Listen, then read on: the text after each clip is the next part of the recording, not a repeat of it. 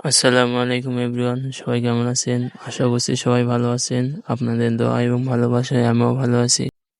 তো আজকে আপনাদেরকে দেখাবো লিচু এবং ডালিম। ভিডিওটা শেষ পর্যন্ত দেখতে থাকুন। তো এই গাছে দেখেন লিচুগুলো অনেকটাই বড় হয়ে যাচ্ছে, আর কিছুদিন গেলে খাওয়া যাবে।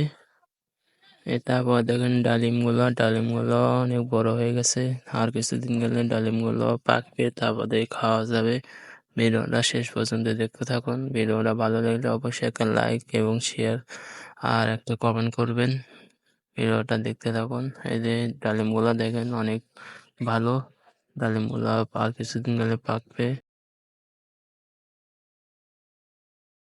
আপনাদের এইরকম ডালিম খেতে কেমন লাগে অবশ্যই জানাবেন। তারপরে দেখেন এই গাছের লিচুগুলো অনেকটাই ছোট, এখনো বড় হয় নাই, অনেকটা দেরি হবে এই গাছের লিচু বড় হতে। ভিডিওটা দেখতে থাকুন।